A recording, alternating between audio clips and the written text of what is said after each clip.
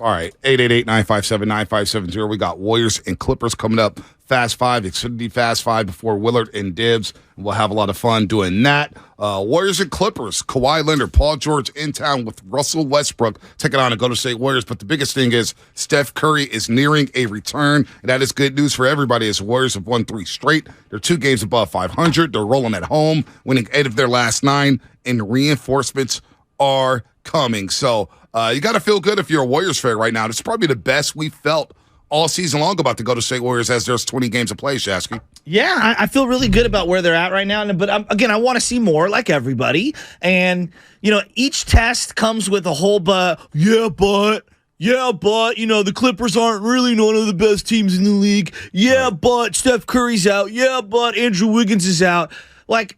I don't care about any of those buts. I just want to see this team play good defense for long stretches of time and play a balanced floor game offensively. I know they can shoot threes. Can they get to the rim? Yeah. And this, I feel like, is a good test because you've got some good perimeter defenders, a solid big man.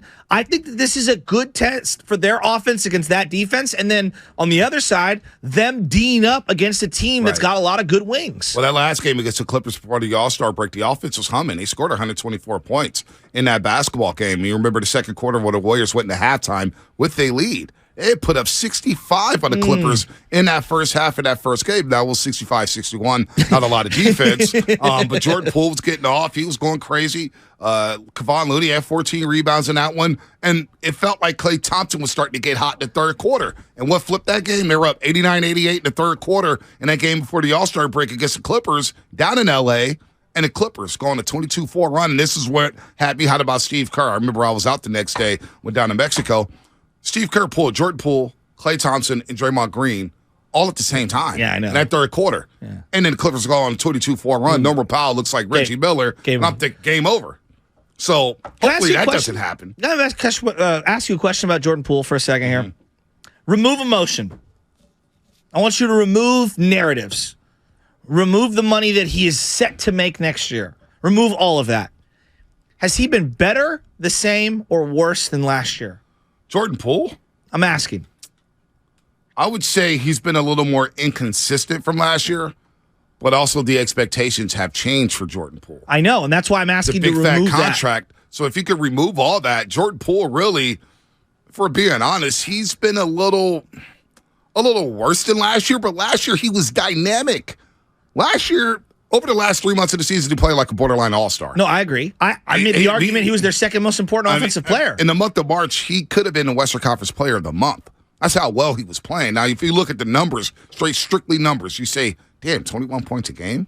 That's 39th in the NBA. Oh, wow. Damn near 5 assists? Yeah. All right, these are the top 50 in the NBA. All right, field goal percentage, not that high, right? 43%. You want that to be a little higher. 3-point percentage, you want that to be a little higher. It's at 32%, 33%. So I would say he's a little worse than last year, but I understand why he would be a little worse than last year this season. You've had all the injuries. They've had 20 different starting lineups. You've had guys in and out the lineup. He's been in and out the starting lineup. He's been playing with different combinations up with the second unit, so it's been a lot more thrust onto his plate, and he's trying to do a little too much. So I still think Jordan Poole is a very important player, but if you compare it to last year, he was a bit better last year. But we also didn't have expectations for Jordan Poole last season. I know. I was trying to go through the math myself, like to calculate it. Like, has he been better, worse, the same? I feel like he's been relatively the same. And in fact, I actually think he's played at times better defense and at times worse defense, if that's even possible, because he was so bad defensively last year. The other thing is that I just think that he's the easy scapegoat. Yep. I think that we constantly pivot and go right to him. So when things aren't going well, he is the poster child for easy criticism. And I'm trying myself to recalibrate and be like, well, is that even fair? Like, is it fair to just instantly, every time things go wrong, to turn to him and blame him? Because I don't think it is. What's the difference between him and Jimmy Garoppolo in terms of that scapegoat? Whenever things went wrong for the 49ers, Jimmy Garoppolo always seemed to get the blame. If it wasn't Jimmy, it was Shanahan. There's always a scapegoat. Well, like Mike McGlinchey right now. Mike McGlinchey's going to be a free agent. Right. I will be interested next year when the 49ers offensive line comes around, who's going to be that guy that we point to? See, it's him every single time. There's always a scapegoat. There is. Earlier this season, it was Clay. Yeah. Then it was James Wiseman. Yeah. Then it was the youngsters as a whole. Yeah. Then it was Steve Kerr. Now it's Jordan Poole. Without Jordan Poole, Jordan Poole's been available every single game. Well, that's what I think we've underrated. Yeah, I think we've underrated that. And he's played through injuries. He's bumped and bruised. He's played through a lot. Poole is going to be solid. You need Jordan Poole if you want to win a 5th championship. No doubt about that. I'm in complete agreement. Like the whole scapegoat argument. But it's tiring. Baseball. Who's going to be the scapegoat? It's going to be Gabe Kapler. I mean, you and I are already in unison on this. They're going to run. Kapler's going to be a scapegoat. So we always unfairly. And I can't stand that about sports. What's can't stand it. The scapegoating thing. Oh, it was his fault. Oh, it's his reason. But you know what, Poole? Sometimes you just lose. Poole was really good against the Blazers. And what I say before that game, just be patient. Yeah. He's one of those players right now in his 4th year at the young age of 23, 24. He's going to have up and down nights. Mm-hmm. It's going to be like that. Shooters have bad nights. Now, you need him to have more good nights with Stephen Curry out, but I think Jordan Poole's been fine. Now, the turnovers drive me crazy. The over-dribbling drives me crazy. Mm-hmm. But, man, when he gets into his bag and his first step, and when he figures it out completely, this guy's a dynamic player. He is. He's worth that money that the Warriors are going to pay him. Now, we'll see what happens in the offseason, how the season ends or whatnot, but I wouldn't. Poole's like Klay Thompson. I'm not too worried about Jordan Poole. Here's the other thing that I was thinking about when it comes to Jordan Poole. Everyone's like, well, he will take the mantle from Steph Curry at some point. Let's just say, hypothetically, what if he doesn't? But, like he's never the face of a franchise, right? Maybe he's not the apex star on a team. Can he be a really good contributing player to a championship-level team? I think so. Like, why does it have to be he's the face, he's the top dog? I don't know. Do you know what I mean? Yeah, I don't know. There are a lot of guys who are getting paid in the mid-20s who aren't top dogs on their team but are great contributing players. No, I'm with you. Why can't he be one of those? Like, so let's just say they pay him this deal. They don't win it this year, but they do win it next year. These are hypotheticals. Does that make him any less important? Of course he'd be important next year. He'd be hugely important next year. Does that make it, well, he's not the number one, so he can't be the best? Like, no. Like, I don't know. I feel like the way we talk about Jordan Poole needs to be a little recalibrated. The defense, I'm here for listening to, like, I want him to play better defense because that's winning, like, basketball. Right. If you want to be a part of a winning team, you got to play better defense. Well, there was a possession right before halftime against Portland. Damian Lillard's coming up with the ball. They initially have a double team, Poole and DiVincenzo, and for some reason, Poole stops doubling. Yes. It's like, that's Damian Lillard. He will pull up from half court. You have to play through the possession. Yes. So you got to play 24 seconds. You got to play the 15. Got to do what you got to do to play defense. You got to go over and beyond to get that basketball, to value that defensive possession. So at times he falls asleep late in the shot clock. Yes. You got to play through the 24 seconds. But he's a young player. He's a young player, and he gets time to grow. He gets time to grow. He's in his 4th year. I mean, hell, last year, going into the season, we didn't even know if he was an NBA player. It's just so fair. Now we're asking him to say, hey, fill the shoes of Stephen Curry. Which is impossible. The Giants have been waiting 16 years for someone to be a starting left fielder 2 years in a row. Yeah. So you think all of a sudden someone's just going to, and that's Bonds. You think someone's going to replace Steph Curry? You think they're just going to hand the baton to him? Like, yeah, I know it sounds great. You know how ridiculously difficult that is? It's unfair, really, what it is. Look what Joey Bart's going through with the Buster Posey thing. Mm-hmm. You know? No, I mean, it's completely unfair. So, I don't know. I do think next year, if you think it's wild in terms of how we're talking about Jordan Poole, you wait till that money kicks in next year. Wow. Well, I mean, any playoff failure, or if they don't win the ultimate prize, this offseason is going to be wild. It got real physical for him in the Memphis series, and I think he was good early, and then as the series progressed, I think he struggled to adjust. But you know what? It's his first playoff run. I'm with you. Right. Like that's what I understood about it. I said, I know Jordan Poole's going to struggle. When you needed him against Boston, that explosion in Game 6. Oh, he was. The explosion in Game 5. He was exciting. But I kind of figured that, man, this is his first playoff run. He's seeing playoff defenses for the first time. He's going to get a little more physical. He's going to get a little flustered. Mm-hmm. There's going to be struggles. We all forget. Klay Thompson, for many, many years, struggled offensively in the playoffs. Mm-hmm. He had a lot of nights where he was... I was going to say streaky. Very streaky. Very streaky. But he had some nights where like, damn, Klay. I know. Like, and that was with Kevin Durant. And then he'd have that explosion game. And then he had that explosion game. We forget about all the struggles in the first 4 games or 5 games because Game 6 Klay was bored. Yeah. So I'm not really too worried about Jordan Poole. The guy to maybe worry about moving forward is Andrew Wiggins because we don't know what's going on. I'm really with worried about this thing. We take a step back. Like, forget whatever's happening in his personal life, which is totally who knows how that would affect someone psychologically because we have no idea what it is.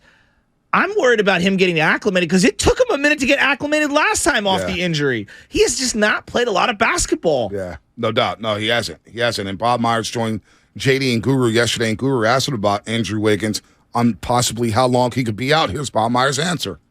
I don't think so. Look, I don't want to speak on his personal life, and I know you don't either. I know you're not asking that. I don't think that's what anybody is planning for, but we'll leave that in his own place. But as far as to answer your question the best I can, that's not the expectation. I think what you're asking is could he remain out for a long, long time? I don't think that's happening, but I'm going to leave that alone. And hopefully when he gets back, whatever words he would like to say on it, which I don't think will be much because it's his private life, he will do. But I understand in your business you have to ask these questions and it's your job. But I also got to respect, and I think you're saying the same thing, the privacy of what he's going through. So we don't know what he's going through. We have to respect the privacy, and hopefully everything is well. But I think the good answer is, and there's another update, or excuse me, the update off of that is basically he doesn't believe he'll miss the rest of the season. So there's 20 games left. Can he get back for the last 10, maybe the last 15, to get him in the rhythm? Because we forget how special he was last season. But there's the same questions we have about Jordan Poole. He was awesome in the playoffs. There was a lot more questions about Andrew Wiggins last year. Nick Friedel kept ringing in my head. He'd text me all the time, Joe, let's just see what it looks like in the playoffs. A lot of people did. I remember seeing... No, I'm not ripping him. I'm saying that's what Friedel kept reminding me, like, hey, oh boy, he's got to do this in the playoffs. Well, I remember Marcus Thompson. I saw him midway through the season. He goes, you really believing in Wiggins? He goes, got to wait till the postseason. Now, to Marcus's credit, he was like, I was wrong about Andrew Wiggins in the postseason. He blew me away with his two-way ability. But before that, remember, he was struggling. Coming off the All-Star game, do I get credit off for a cliff. Pivoting off of the Clay stuff? Yeah, I don't bother you with that. Okay. You just get triggered whenever we bring it up. You think that on television. We dedicate a segment to Joe Shasky about Klay Thompson. Could be farther from the truth. Well, you get credit for that. We all been wrong. Again, been wrong about many things on the station in my 6.5 years here at 95.7 The Game. And I'll be wrong about something in the future about the 49ers, Giants, or Golden State Warriors. It is what it is. I'm going to start calling you Paulie Walnuts with your hand movements. You're killing it with the hand movements. I'm loving it. No, you're a hand talker. I am as well. I like that, yeah. I don't know what to do with my hands. Like, I don't know what to do with it. But Andrew Wiggins, we had the same conversation about Andrew Wiggins last year. We did. I'm trying to pull up his splits because it was so bad last. Like we talk about Otto Porter going like 5 of 32 from the 3-point line in like a 3-month span because he wasn't playing much. But Andrew Wiggins, I think his free throw percentage got down to the 30s. All right, let's see here.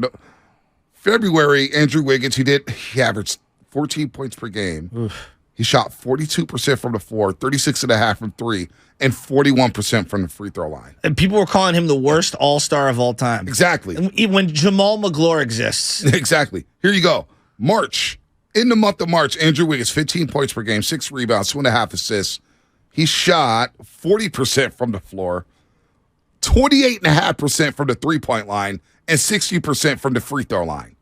I mean, he fell off a cliff in March. Then in April, that's right. The free throws 18 points. Were a problem. The free throws were a problem. He got the field goal percentage back to 53%. He got the three-point percentage back to 52%. And he got the free throws back to 51%, albeit that was just 4 games in the month of April as they got ready for the playoffs. Remember, February and March, it was not pretty. No. We're thinking about Andrew Wiggins and the same rhetoric we have with Jordan Poole, we were having with Wiggins last year. So it's not how you play in the middle, it's how you finish. It's how you finish. Isn't it? It's not how you start, it's how you finish. Yeah, it's how you finish. No, but it's true. It is how you finish. I mean, that's going to be everything. So hopefully Wiggins can come back and he can get into rhythm and be all-star Wiggins. And when you look at like Phoenix acquiring Kevin Durant, I mean, you're not doing anything against them unless you have an Andrew Wiggins. When you got Booker and KD, you're going to need Wiggins not only healthy, but like up and running and playing peak performance Wiggins. Yeah, no, you need him, but more importantly, Stephen Curry. You need Stephen Curry if you want to make a run at this team. Kevin Durant made his debut yesterday. He looked like Kevin Durant. The Phoenix Suns are a problem. The Clippers, they've lost 3 straight. I'm eager to see what they do with Russell Westbrook tonight. Do they continue to start Russell Westbrook? I don't like the signing for them. I don't think they needed Russell Westbrook. How about your boy Swerve talking about Russell Westbrook? Yeah, it was like I'm a fan of the Lakers now that Westbrook is off the team. Damn. I know. You want to talk about narrative? You really want to do that to Russ? Really? Well, we got to do that to Russ, man. I've actually grown to like Russ. I have. Russ is a good dude. When I saw the report that he, outside of Stephen Curry and Draymond Green, he tips the most in the locker room. Yeah, that means a lot. He take care of people. He gives people tips all the time. I told you about that means something. And I've heard through Darrell Wright, who's really good friends with Russell Westbrook. Russ is a great dude. Off the air, off the court. He's a great dude. It's interesting you say that. Now, this isn't everything. I know that people have longer resumes than this, but I'm a big believer in how do you treat people when no one's watching, right? You know what I mean? Like, do you big time them when no one's watching, when there aren't cameras there? Yep. And I've heard from a couple different valets that Russ is really good dude, treats people really well. Conversely, LeBron does not. And then the minute the cameras got there, LeBron acted completely different. Doesn't surprise me, but just, again, it's one interaction. It's not every interaction. I do find it interesting that we've made Russ this awful human being when in reality, everyone behind the scenes clearly likes him and respects him, and he treats people with human touch.